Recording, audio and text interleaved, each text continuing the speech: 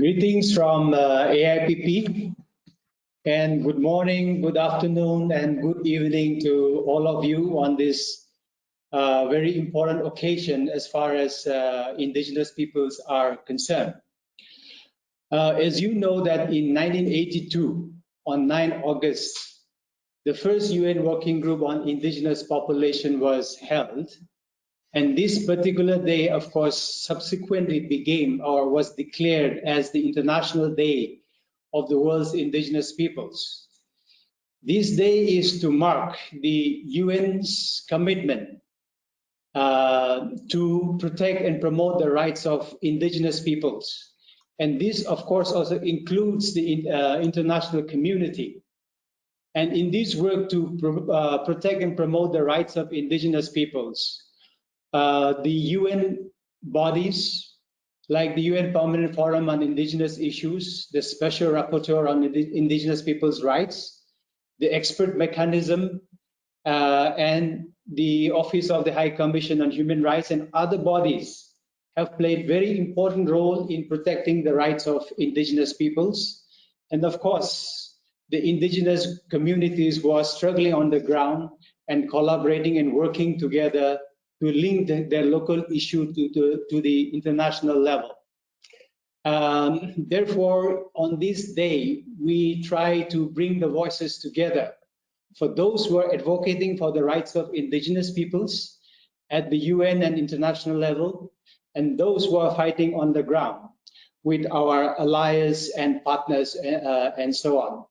So this day, therefore, has become very symbolic for indigenous people's struggle, both at the local and also at the international level.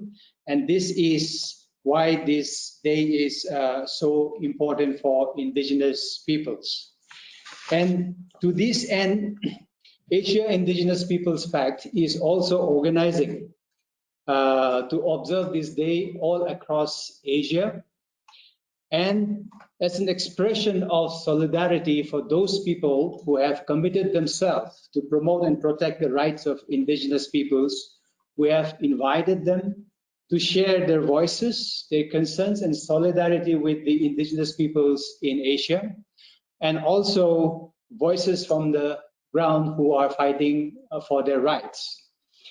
And also, of course, the solidarity from the indigenous peoples and AIPP with our other indigenous and brothers and sisters across the world.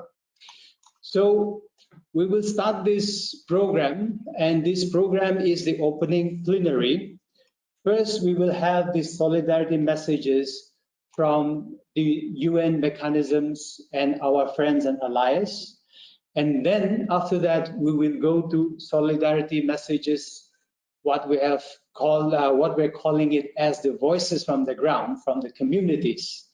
And after that, we will end the session. And then, of course, there are many other sessions that will follow, to which you are all welcome to join.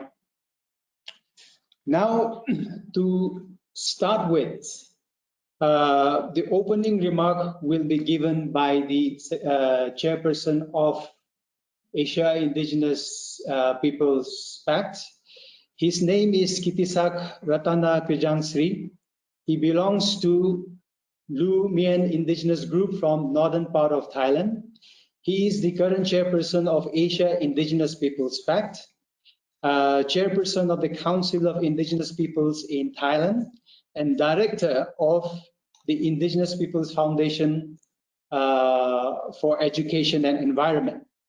He has worked to promote and protect the rights of indigenous peoples since 1989, particularly on land and natural resources issues.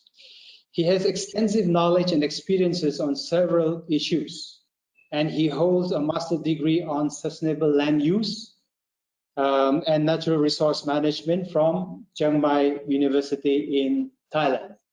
So I would like to invite Kitisak to please give the opening remark. Thank you. Okay, thank you very much, Cam, for introducing me. Okay, good morning, ladies and gentlemen, indigenous brother and sister from Asia and other regions. It's my pleasure to welcome everyone to this important event in commemorating the International Days of the World's Indigenous Peoples.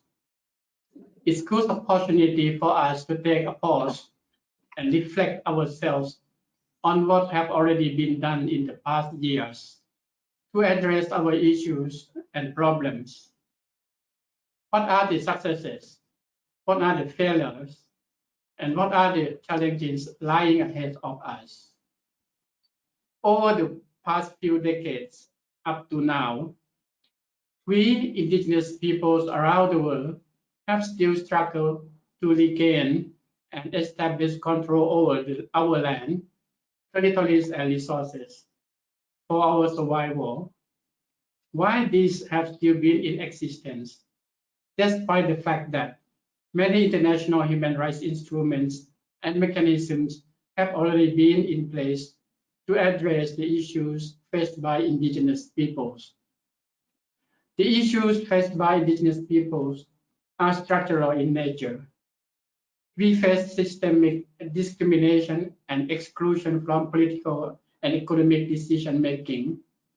In addition, our lands and resources have also been taken away in the name of so-called development, conservation, and extractive industry. These are ongoing. Though indigenous people's rights has been recognized in various international human rights instruments, the implementation on the ground still have been very poor. Some countries have not even recognized the existence of our people. Policies and laws that came into existence are hardly implemented. The human rights situation of indigenous people's rights is deteriorating. The democratic space is shrinking, such as freedom of association, freedom of speech, and access to justice. This has remained a big gap and problem in many countries where indigenous people live. This year, we have also faced with unprecedented situation, displaced of novel coronavirus or COVID-19, which impacts our ways of life. We have to learn and protect ourselves from this pandemic.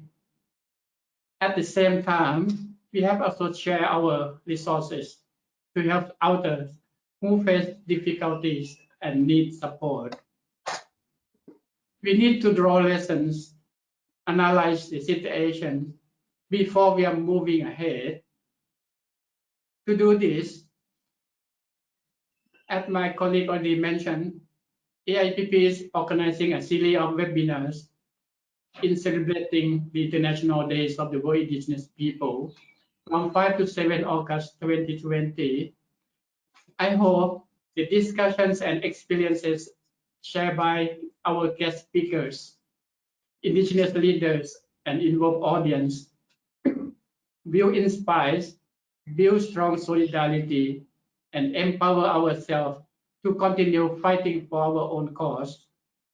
We as a regional organization movement in Asia continue committing ourselves to defend and promote our rights as it enshrined in the United Nations Declaration on the Rights of Indigenous Peoples, in peace and solidarity. Thank you very much.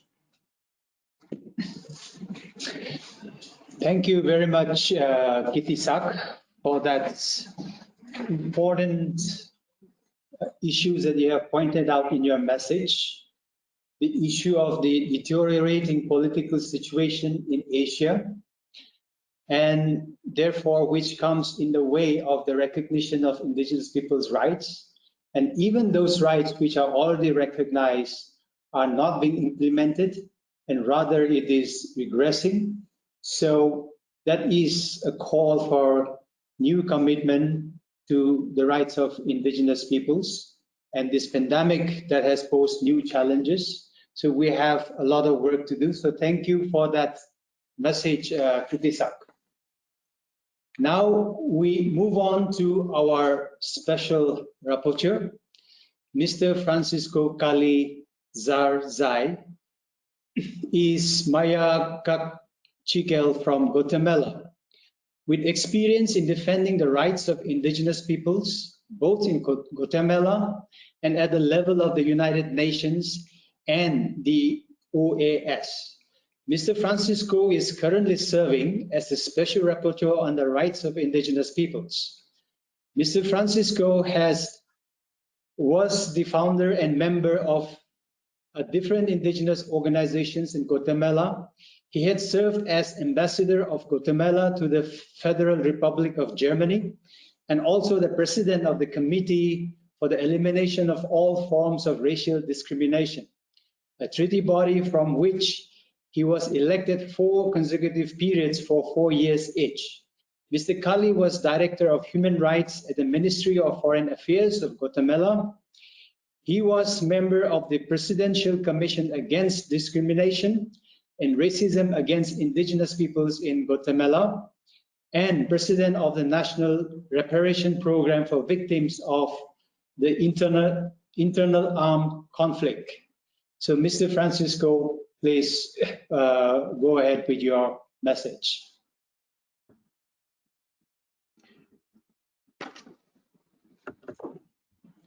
So, first of all, I would like to thank you.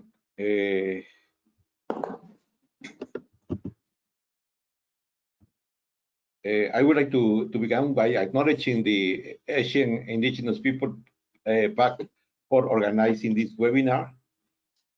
I pay my respect to all the indigenous people, men and women who have played a leading role and who have given their lives in Asia for defending the rights of indigenous peoples, especially on the celebration of the Indigenous People International Day 2020.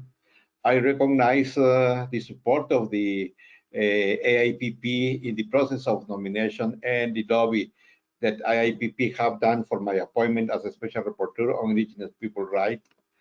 On my behalf, I thank you for inviting me to be here with you today. It is a pleasure to join you in this important activity and on the celebration of the Indigenous People International Day 2020. As you know, indigenous people in all regions of the world still experience the consequences of colonization that they have historically been subject and are discriminated against because of their different culture and identity and in their traditional ways of life. The participation, the struggle, and the cry that the indigenous people have done have forced the international community in recent decades that has attached special importance to the human rights situation of indigenous people as a means manifested in the adoption of international norms and directives, as well as in the establishment of institutions and bodies specifically dedicated to this dedicated to indigenous people. The defense of the rights of indigenous people has also been assumed by international and regional human rights mechanisms. In this context, the Commission on Human Rights decided in 2001 to appoint a special rapporteur on the situation of human rights and fundamental freedom of indigenous peoples as part of the Commission's special procedure system. The mandate of the special rapporteur was subsequently renewed by the Commission on Human Rights in 2004 and by the Human Rights Council in 2007. The last mandate was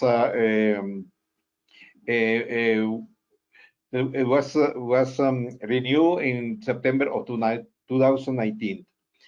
In fulfilling his mandate, the special rapporteur present annual report on specific issues or situations of special importance related to the promotion and protection of the rights of indigenous people, make a country visit, communicate information received on the situation of the rights of the indigenous people in specific countries. The special rapporteur undertakes to make effort to follow up on the recommendation included in his predecessor's reports regarding the above areas of work.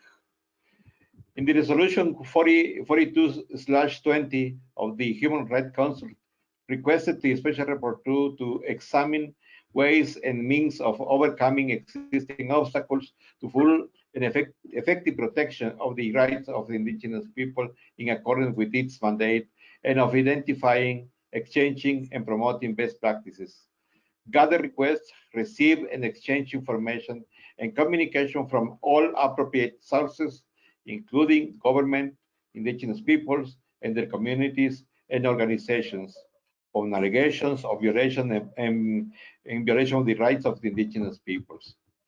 Specifically, in these times, as the president of the Asian Pacific, Indigenous Pacific Pact has said, the COVID-19 pandemic has brought us to a very special time, especially because this pandemic illness is affecting especially indigenous peoples.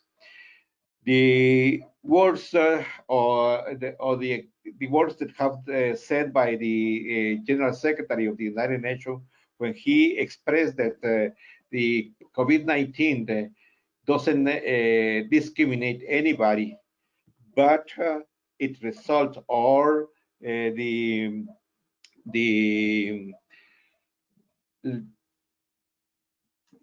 effect of COVID-19, it is affecting especially vulnerable people, especially indigenous people. In this way, I just wanted to say that it is very important in this moment that, as you have said in the name of the webinar, many people want to struggle. I know that you have said also that many people want to struggle, especially in the struggle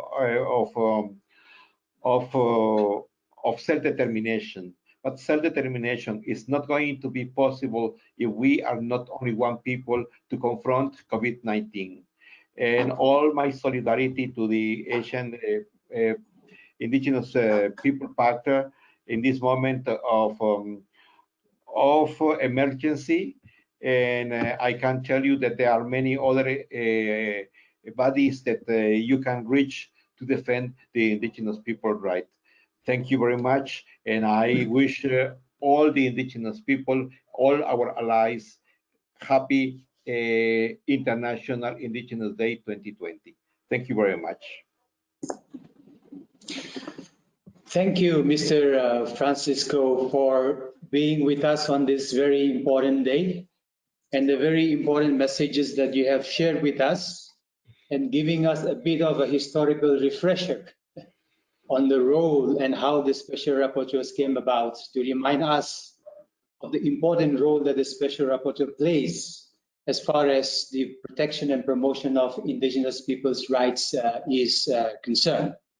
And also that the indigenous people's rights is an issue of historical injustice that need to be corrected. And of course, sharing your wisdom on this COVID-19, that it does not discriminate anyone, but it affects the vulnerable group more.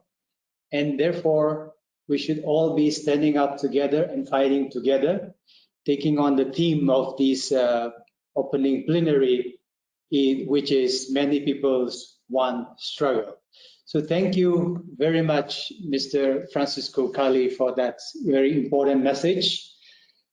We will move on to the next. In fact, the next one is Leila Suzanne, but unfortunately, she's not able to be with us, and she sends her apologies because of some unavoidable circumstances.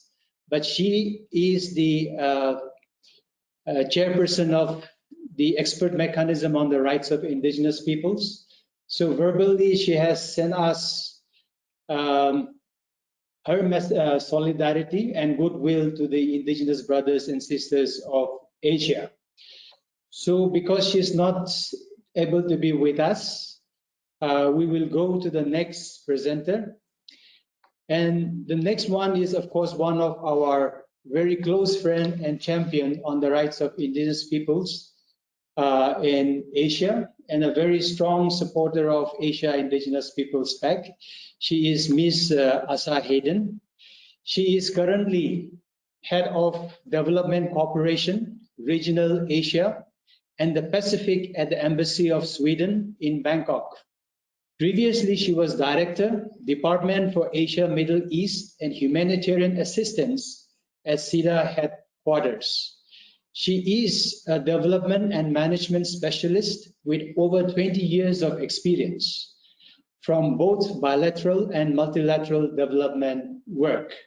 So, Ms. Asa Hayden, please go ahead with your message.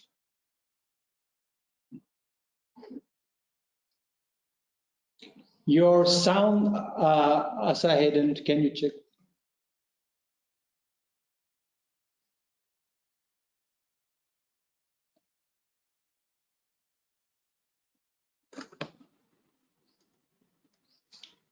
Are you hearing me now? Yes, it's working. Please go ahead. Thank you so much, Cam, and thank you for your patience. Dear panelists, Indigenous Peoples Networks, friends of Indigenous Peoples' Rights, I'm very delighted and pleased to be taking part in this opening plenary for the upcoming 13th International Day of the World's Indigenous Peoples, which is approaching us in a few days. I'm conveying this message in support and in solidarity with the AIPP networks and communities in Asia. The world is being tested. The COVID-19 initially started as a global public health crisis in which several restrictive measures such as lockdown, closures of borders and travel restrictions were put in place by authorities to flatten the curve of the outbreak. These measures have led to restrictions, of course, on fundamental human rights, such as the right of freedom of movement, expression and assembly, and the right of access to information, as well as the right to privacy. The virus has no borders. The socioeconomic impact affects each of us in different ways, but the hardships are being felt the most by the vulnerable groups who are already underrepresented and whose voices are rarely heard even before the pandemic. The indigenous peoples have been exposed to severe risks of human rights violations and environmental deteriorations, including climate change. Several reports disclose an alarming rate of attacks on indigenous communities who are at the front line in defending the rights to lands, natural resources, and livelihoods. Women human rights defenders face specific threats, much of which is underreported. Asia has consistently been one of the worst regions for attacks related to economic development projects. This significantly corresponds with the regressive trend of human rights outlooks in recent years, where authoritarianism, surveillance, and impunity are on the rise, while the civic space, transparency, and accountability are shrinking. This indicates headwinds against democracy and the rule of law. The situation has become more challenging with the implementation of the restrictive measures to the COVID-19. Findings from the ground indicates the risk of authoritarian government using the pandemic as an excuse to undermine democracy and erode human rights. There is a risk of silencing critical voices, such as political opposition, civil society, and human rights defenders. Sweden firmly believes that human rights is a prerequisite for sustainable development. Our commitment to democracy and human rights is reflected in all areas of our foreign policy. Against the backdrop of the ongoing pandemic, the emphasis on human rights is needed more than ever. The international human rights standards apply and must be upheld. The principle of non-discrimination, transparency, and accountability must be pursued to promote inclusive and protect the rights of the marginalized. Through the Swedish Regional Development Cooperation Strategy for Asia and the Pacific, we continue to work closely with a broad range of partners in the region to support and to promote the integration of human rights, gender equality, environment, and climate change in tackling the transboundary challenges for sustainable development. Let me end my message by thanking our partners, AIPP, who is organizing this important event, and I wish you all a fruitful discussions during the days ahead. Thank you so much.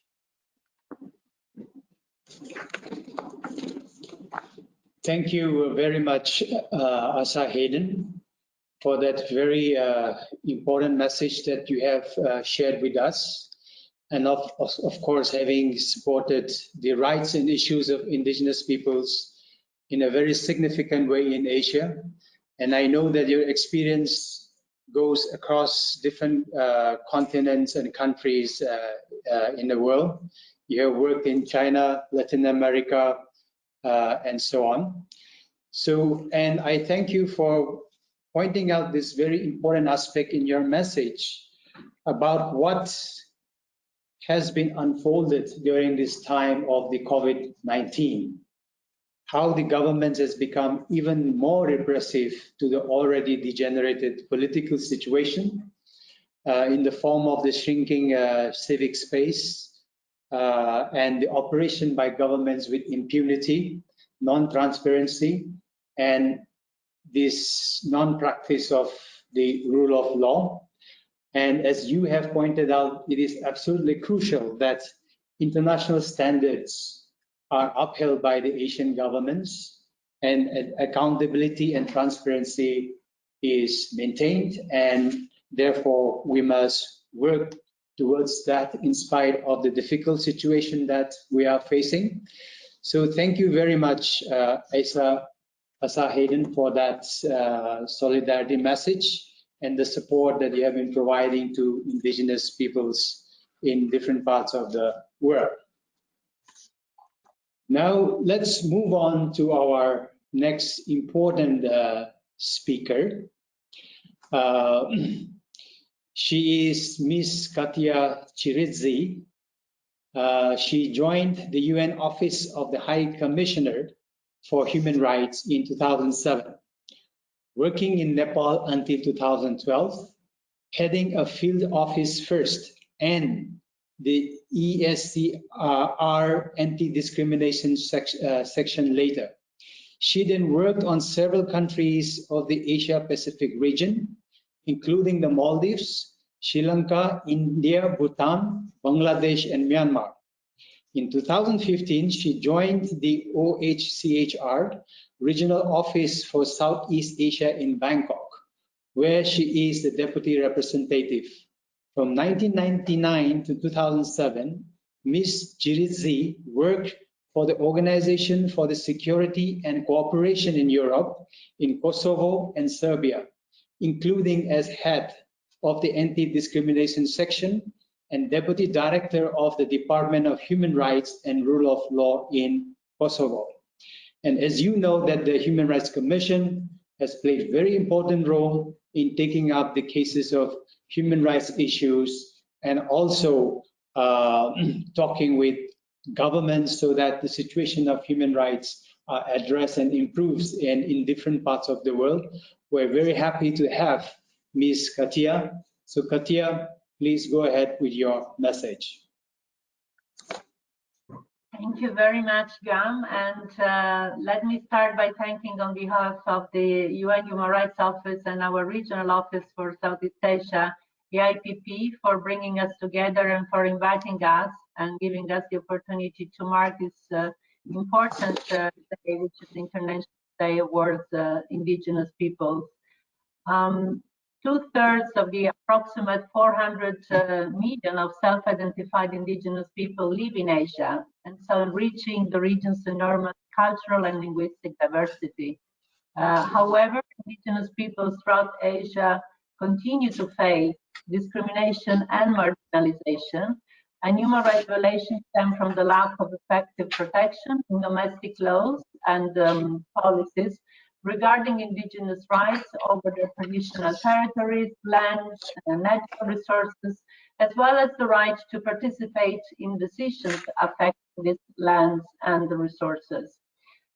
Indigenous peoples defending the rights as already recalled by some of the previous distinguished speakers, face severe risks in Asia, as they live in territories which are rich in natural resources.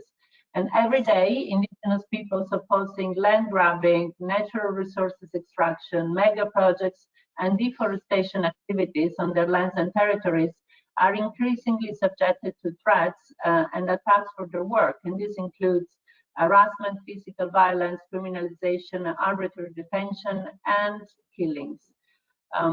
In addition, the absence of legal recognition of indigenous peoples in several countries across the region often results in indigenous peoples being denied basic rights and services. Indigenous peoples are also among the first to face the direct consequences of climate change, even though they contribute little or nothing to greenhouse gas emissions.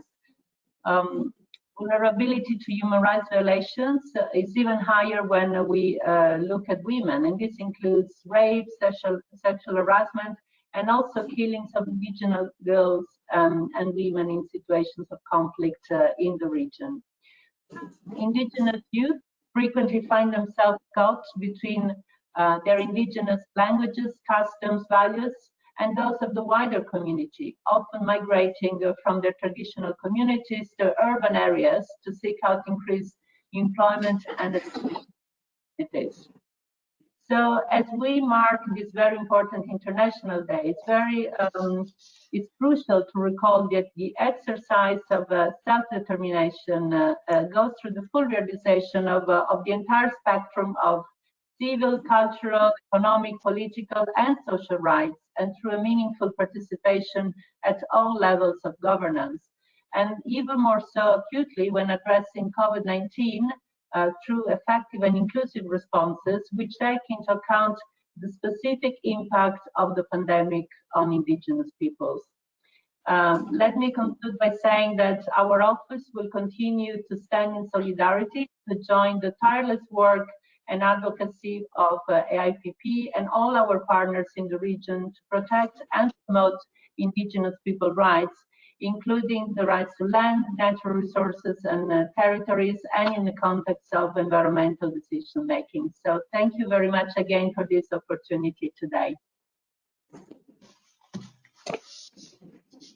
Thank you, Ms. Katya Chirizzy, for again the very important points that you have pointed out, especially with the focus on the COVID-19 and why self-determination is so important in responding to such pandemic, and the right to land, territories and resources, and the issue of these support that you have been providing as far as the cases of human rights issues are concerned, and monitoring the human rights situation in different countries. And we know how important this role your office is playing with reference to the indigenous people's rights and their situation. So we hope that we can continue this good cooperation and also scale up as far as it is possible, so that we can take on this challenging work. Thank you, Ms. Katya. Now, again, we move on to another very important person from the UN Development Program, Dr. Terence Hay Eddy. Terence is a close friend of AIPP, and we have been working very closely on the issue of biodiversity, climate change, and issues of conservation.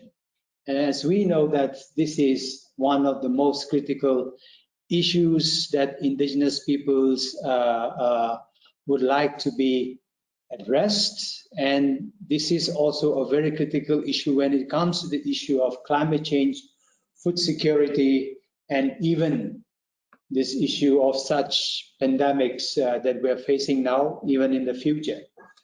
So Dr. Terence is a program advisor on biodiversity for the UNDP and implements the Global Environment Facility Small Grants Program. and program manager for the global ICCA consortium support initiative funded by the German Federal Ministry of the Environment. Since its inception in 1992, the Small Grant Program has provided cumulative funding of over $640 million to civil society organizations in 128 countries worldwide to develop innovative nature-based solutions to address the interlinked crises of biodiversity loss, climate change, and land degradation.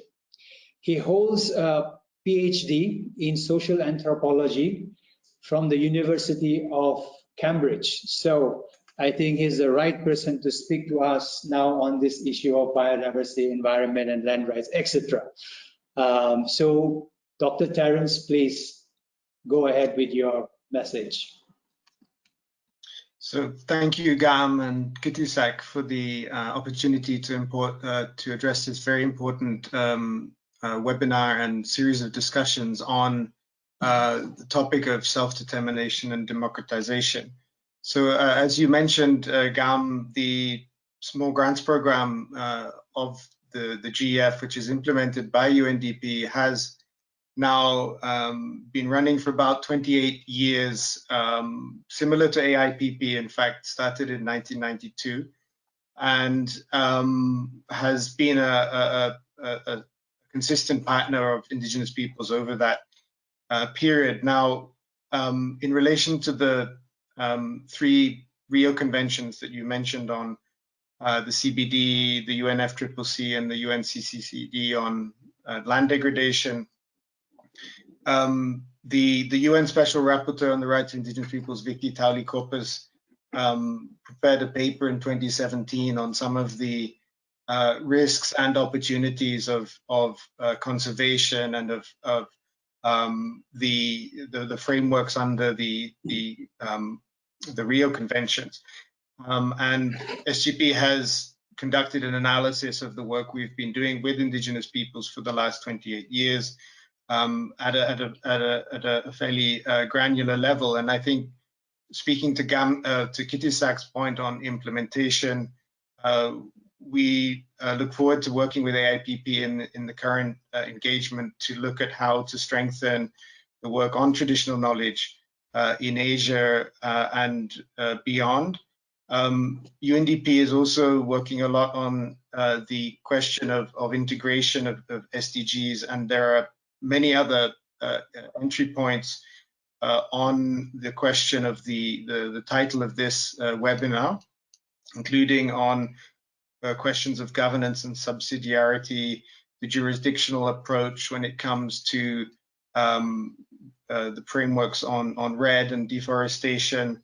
And then within the CBD, we actually met in Chiang Mai in February earlier this year before many of the lockdowns to discuss the relevance of human rights to the post-2020 framework for the Convention on Biological Diversity. So we're now in the month of August, and as many of the other distinguished speakers have said, COVID-19 has really disrupted many of the multilateral processes that were foreseen for this year, the super year for nature. But we are optimistic that some of the opportunities which were discussed back in February with AIPP and many of the other partners can essentially try to use the opening that, in a sense, COVID is a crisis and an opportunity towards building forwards and not, in the words of the UNDP administrator, just not going back to the business as usual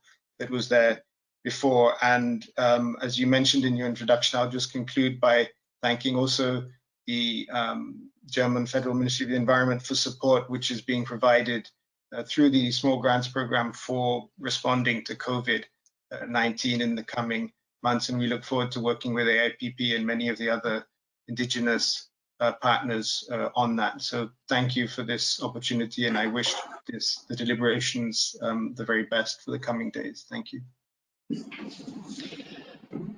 Thank you, Dr. Terence, for sharing some of the work that you have been focusing on indigenous peoples.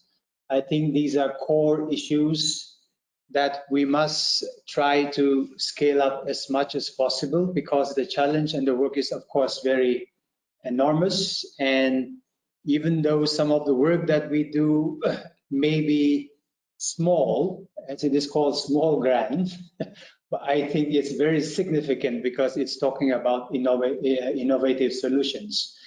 And of course, the issue of implementation and the issue of indigenous knowledge, which you have pointed out, I think are absolutely crucial.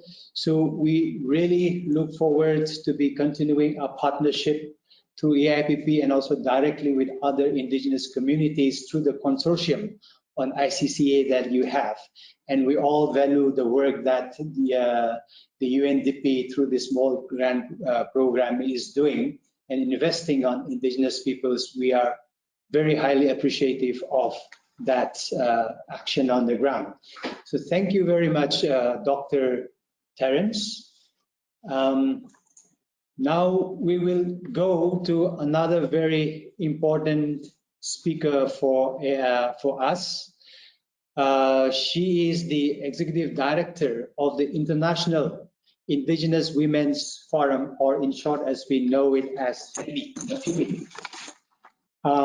She has been working very closely with AIPP, and our partnership has been increasing because Asia really needs to focus on indigenous women's rights issues. And in this, Ms. Teresa Zapata and FEMI has been playing a very important and critical role in supporting the process in the work in relation to indigenous women's rights. She is a Mayan indigenous woman from Guatemala. She has more than 25 years of work experience in defending individual and collective rights of indigenous women and peoples in NGOs, UN and government agencies, and international organizations. Teresa was an official of the government of Guatemala from 2004 to 2008, serving as an advocate for indigenous women. She is a founding member of several indigenous women's organizations in Guatemala and Central America, including the Political Association of Mayan Women, National Coordinator of Mayan Women, Garifunas and Xinca Initiative, More Women, Better Politics, and Alliance of Indigenous Women from Central America and Mexico. She holds a degree in social communication, master's in public administration, and has also completed complementary studies on legislative management and local development. So let me welcome Ms. Teresa. You can please go ahead with your message. Thank you, Gam, and I want to give a short message in my language. Kinyahonim Rutsili Wuch Ronhel Jokip Achhab Ishkoche Hunakabri Hunkihri Kamal Joshik Achirikahau Shuyari Kaslemal. Dear sisters and brothers, thank you for this opportunity, and I thank the universe for the opportunity to be with you today, honoring our ancestors and recognizing their struggle, which we continue day by day. This year, I have asked myself about this new reality for our peoples, for our communities, and of course for the next generations. And a question echoes in my mind: what's beyond it?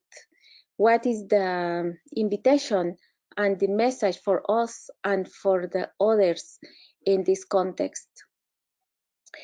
With this aim in my mind, I would like to acknowledge the particular and substantive contributions of the indigenous women around the world, for their knowledge and their vital roles in the different and the diverse local economies that guarantee food security and the well-being of their communities and families.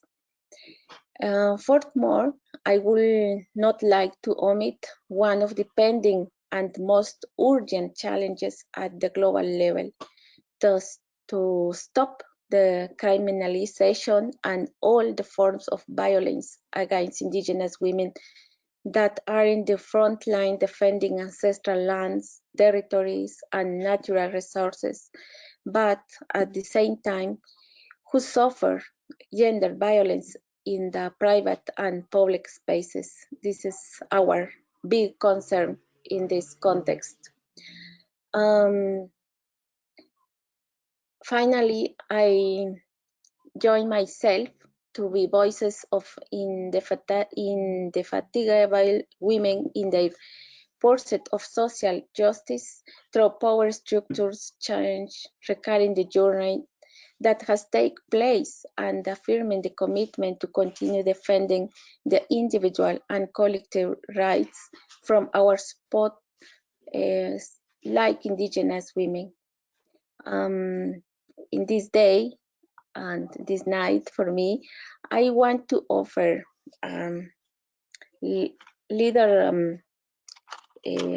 light for all the people and around the world. I want to offer all the good energy for our territory, for our people, for our community, and our territories. I want to offer this and to say we are strong and we need to continue in this work, and we need to continue to building the alliance and all the coordination, all the process for our rights. This is my message and my offer for you and for all the people. Thank you.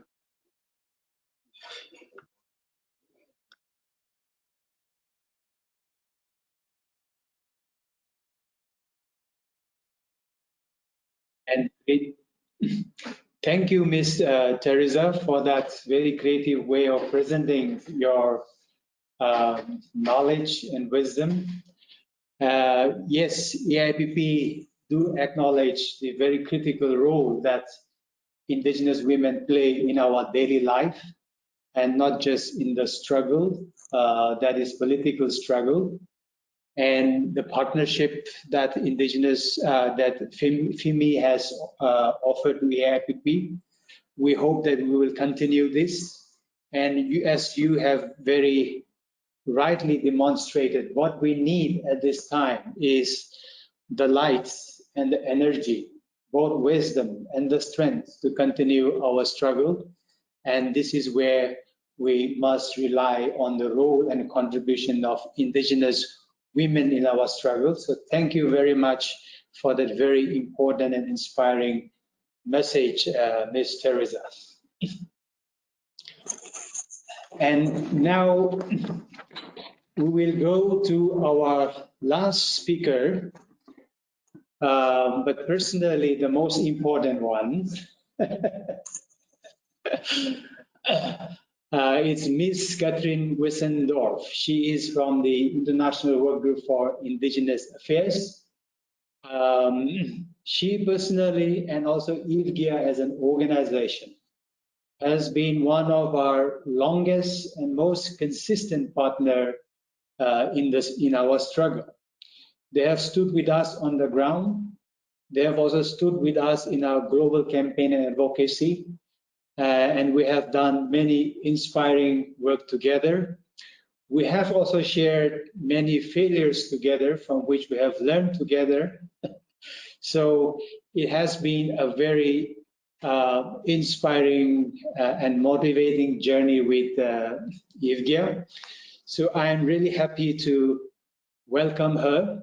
She is now the Executive Director, International Work Group for Indigenous Affairs. She has been working for the organization since 2000 in different positions, including as Arctic Program Coordinator, Communications Coordinator, Editor of the Indigenous World, Senior Advisor on Climate Change, and most recently as Head of Program at IFGIA.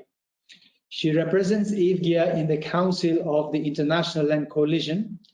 Catherine has an MA in Social Anthropology from Basel University, Switzerland, and wrote her thesis on Indigenous peoples' territorial governance systems in the Arctic, particularly on the Nunavut Indigenous groups in Canada.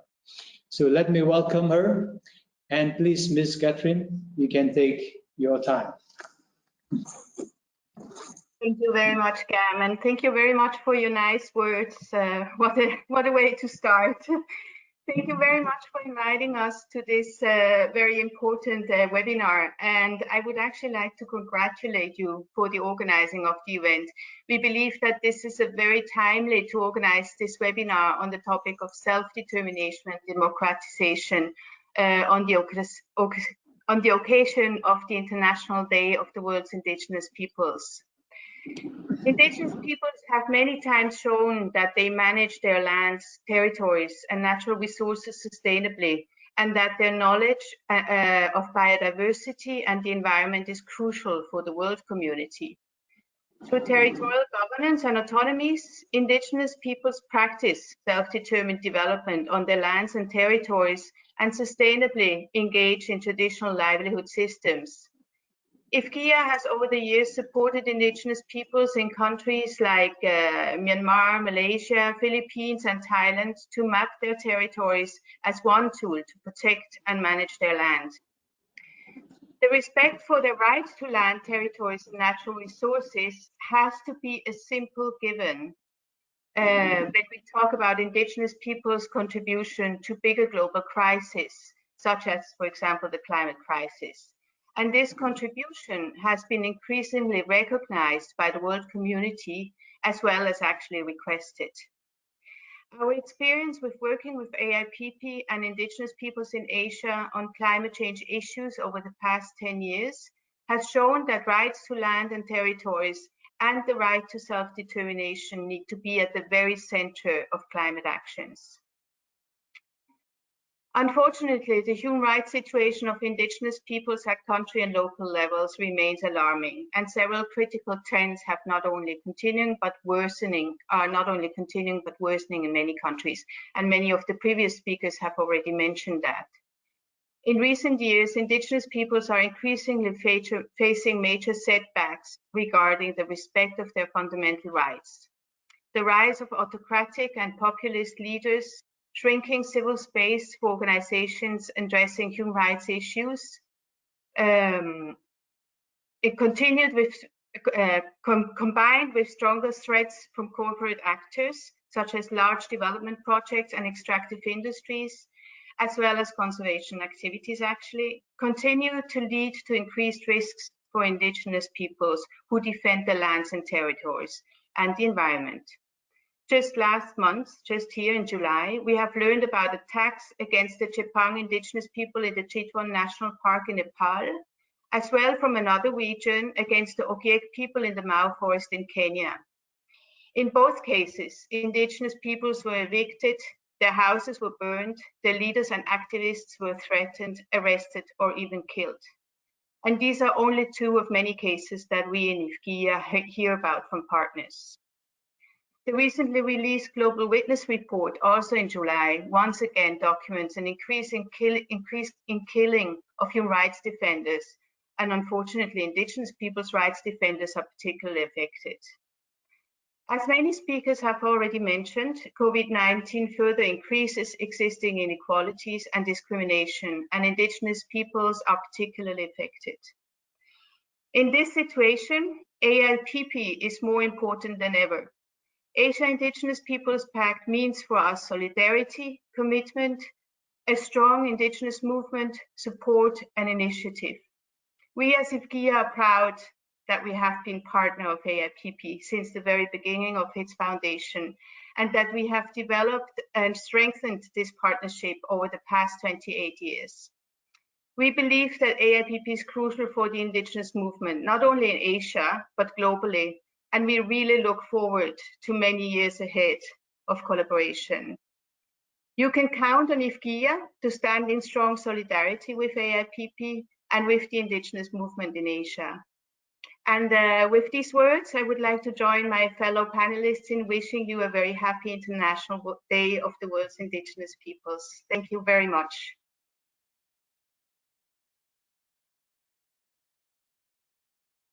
Thank you very much, Ms. Catherine.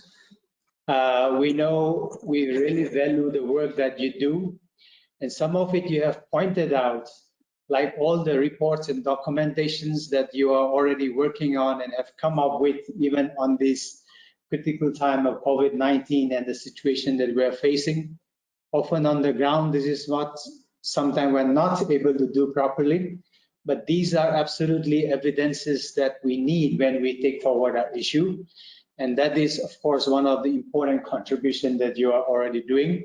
So thank you for all those work that you have been working with us. And yes, AIPP also definitely look forward to a much more longer partnership on this whole issue of Indigenous people's rights. So thank you once again, Catherine, for that very important message. There are actually some questions coming in, though there was no intention to entertain.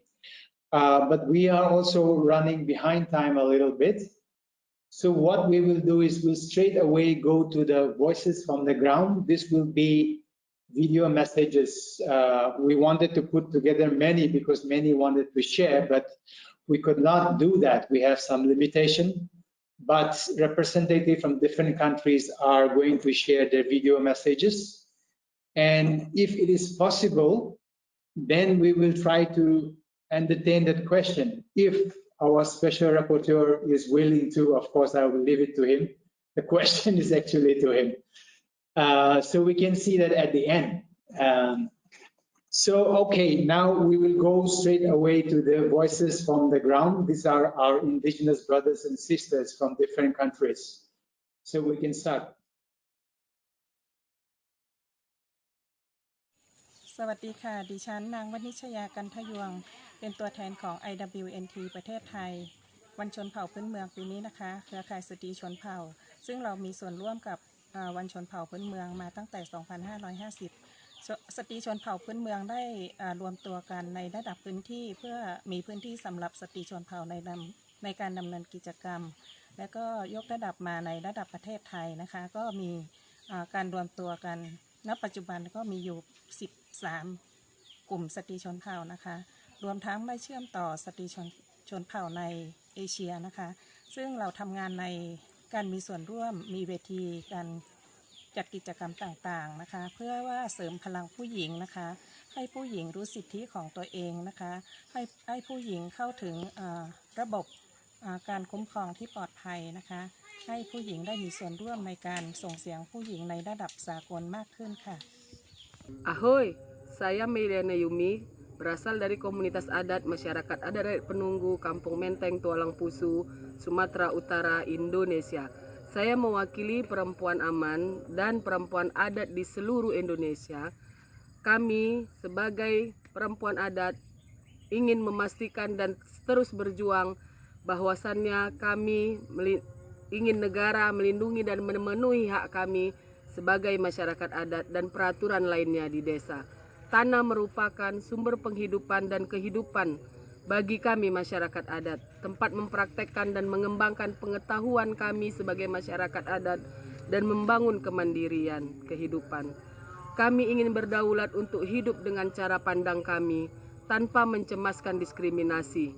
Kami perempuan adat untuk menjaga ketahanan hidup komunitas adat kami yang didasarkan pada wilayah adat. Sahkan RUU Masyarakat Adat, akui hak kolektif perempuan adat. Ahoy! On this commemoration of the International Day of the World Indigenous People, I pay tribute to all of Indigenous sisters and brothers around the world. The government of Bangladesh doesn't recognize us as indigenous and has not adopted the UN Declaration on the Rights of Indigenous People. We are deprived of our civil, political rights, cultural and health rights, as well as long-term food security. The misery seems to be unending, yet we are still here fighting, struggling. Despite of this, we believe that following the path of the struggle, we are indigenous people will achieve our right to self-determination someday. Thank you.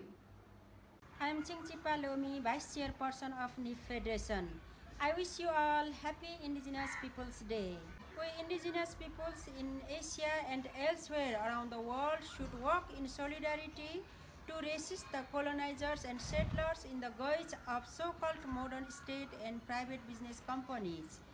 We should fight together against development aggression in our ancestral land, territories and resources from community to international level.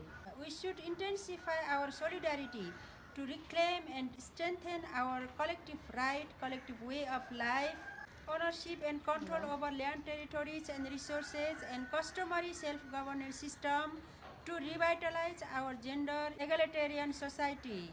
In Nepal, we are fighting against Brahmanism, internal colonialism, Hindu patriarchy, and so on. We indigenous sisters and brothers from Nepal would like to express our solidarity with you all. विश्व आदिवासी दिवस में आप सबों को शुभकामनाएं, बधाई एवं जोहार। आज विश्व आदिवासी दिवस हम सभी आदिवासियों के लिए एक महत्वपूर्ण दिन है। आज भारत देश के आदिवासी अपनी सामाजिक, राजनीतिक, आर्थिक व्यवस्था को बचाने के लिए संगठनात्मक तरीके से संघर्ष कर रहे हैं। मैं अपने भारत देश के सरकारों से अपील करती हूँ और साथ ही अंतर्राष्ट्रीय सरकारों से भी अपील करती हूँ कि आदिवासी समाज की सामाजिक, राजनीतिक, आर्थिक व्यवस्था को नष्ट न करें, क्योंकि हम सभी आदिवासियों को भी जीवन जीने का अधिकार है। जय आदिवासी। Wishing you a happy World Indigenous Peoples Day. I would like to thank Asian Indigenous People Pact and solidarity to Indigenous women of Northeast India. Indigenous women from Northeast India have always played a vital role in preserving peace and harmony. So also they have been self-reliant in contribution to their family and society through hard work in day-to-day life. But they have still not been able to enjoy gender equality when it comes to their role in their political life. And this has long denied their right to equally take part in their decision-making bodies. Indigenous women from Northeast India are facing cases of racial discrimination and social stigma in different parts of the country. Therefore, I appeal to the national level and international level platform for the gender equality in all walks of life and stop racial discrimination against Northeast Indigenous women and Indigenous people of the world. Thank you. Hi, greetings from Chin Indigenous Person with Disability. I'm Joshua from Myanmar. I want to say that IMP movement in Asia is very important and significant to protect our land, to raise our voices, and to protect and promote our inherited culture and language. I am very happy about IMP movement so far. There are much more things to be done. We should do together. We should move ahead. As we celebrate IMP's Day, I want to congratulate all together and have a happy year. Thank you so much. Ulumninain, anesan representante José Centro Juventude Colima, agora que obrigado ain ba AIPP, tamba Centro Juventude Colima, hetan oportunidade privilégio resai membro ativo ba AIPP. Ao deste envolvimento Centro Juventude nian ia program AIPP, o hatudu katak AIPP niaknar po tebe sori luta ba eme Indigenous sirania vida lilu iha azir. AIPP lidera movimento iha area o nebe significante tebes e no productivo tebes odi for fatin ba ema Indigenous sira onde exerce sirene direito fundamental e a área arai no território para sirene recurso no sustentabilidade sirene recurso ou essa hala gestão para sirene recurso para sirene arai.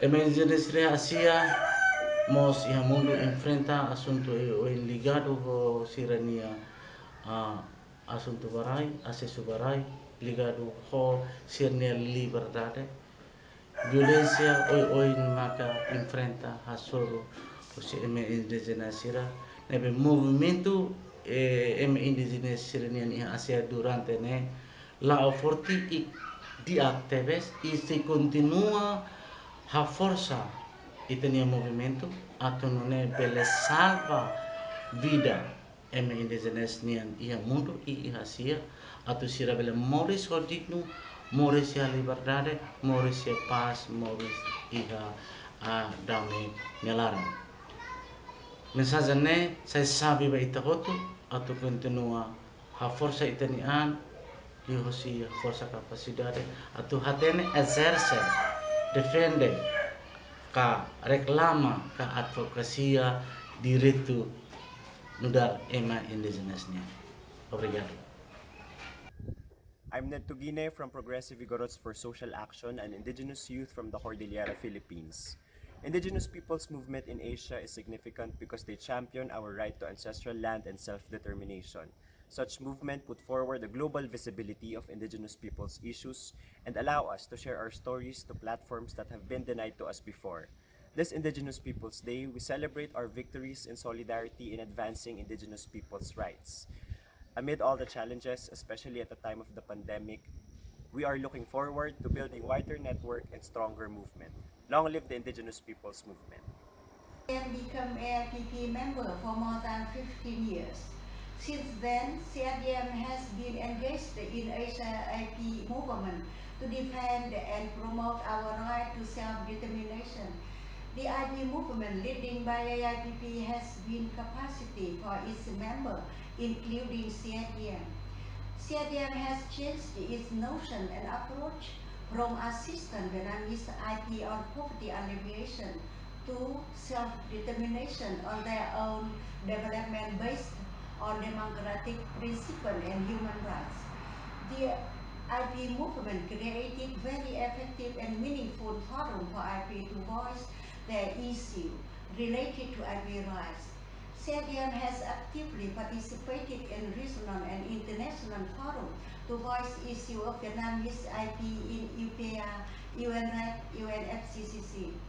With support and encouragement from IP movement and AIPP, Vietnamese IP have been engaged in national processes like RED Plus implementation, law and policy making, building development program for Vietnamese IP and women.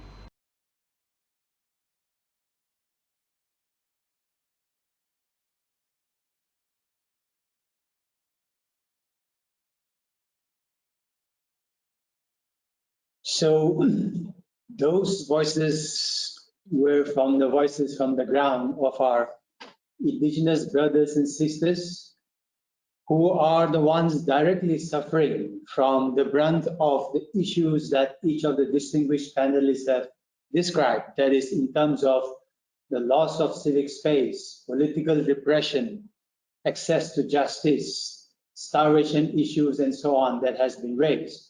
Yet these are the people who are in the forefront. And therefore, I hope that their determination to sacrifice and their determination to take the issue and the struggle forward will continue to inspire us. So thank you very much for all those who have expressed their solidarity on this very important day. Those were messages from 10 countries. So thank you once again for those very inspiring messages. Now we are heading to conclusion, but the participants may not be satisfied if we don't just take at least one question. And I would like to ask if Francisco is willing to take the question. You may not be prepared. I leave it to you. Are you okay? Okay. So one question to our special rapporteur is, in many countries around the world, right of self-determination of indigenous peoples is threatened by business activities in their territories. What is your assessment on the role of the private sector in the context of COVID-19 and its impact on indigenous people's rights? I know this is a difficult question, but you may try.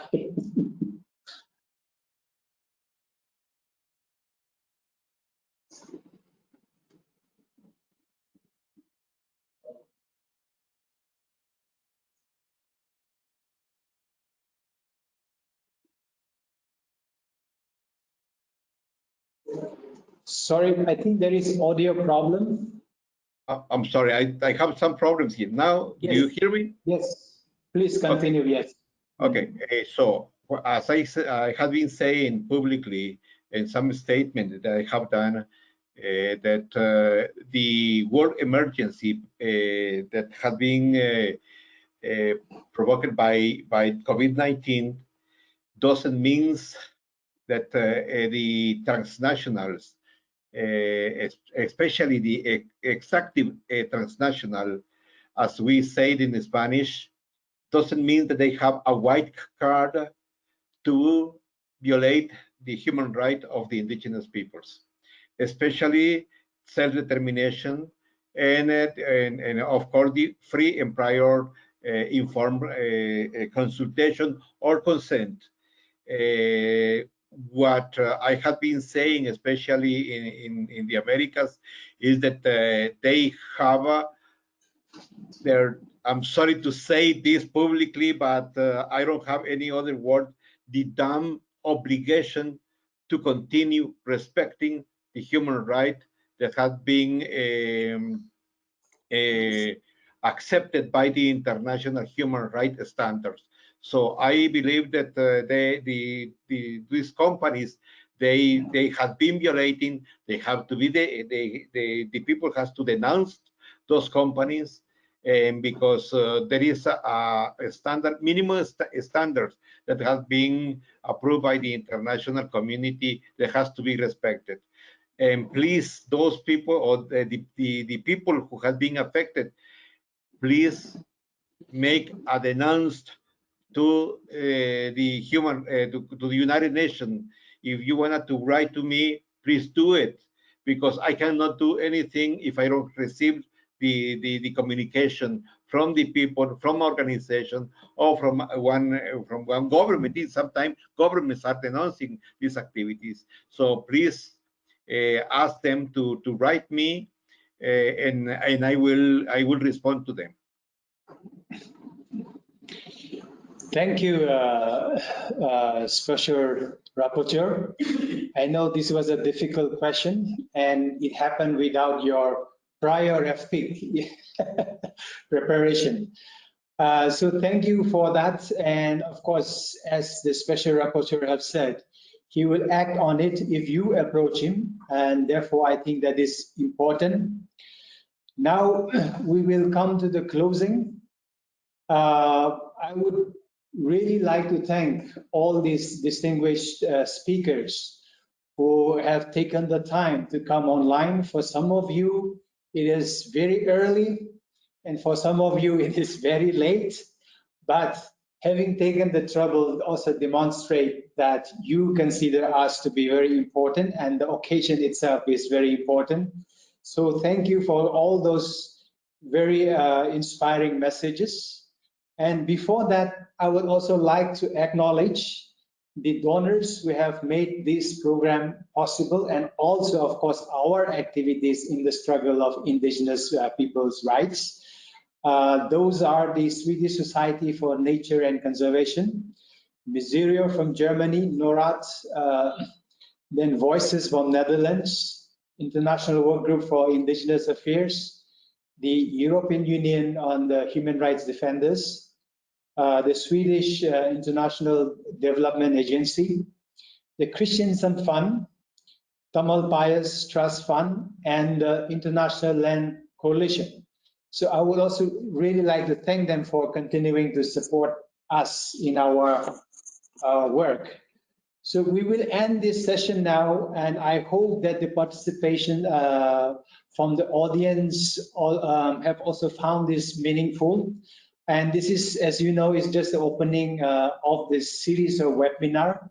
I do hope and also encourage you to join the other webinars that will get into those specific issues, and we will try to dive into those very important issues as deep as possible, because Indigenous peoples, we have a dream, and for the dream to happen, we need action. But our action must be also oriented by thought processes so that our actions are in the right direction. So I encourage you to join those other webinars. So thank you, all of you, to the panelists, to the donors, and to all the participants. Have a good day and have a good night. Thank you. Thank you. Saludos, Teresa. Saludos, mucho gusto. Thank you. Good night and good day. Gracias. Thank you. Bye bye. Bye.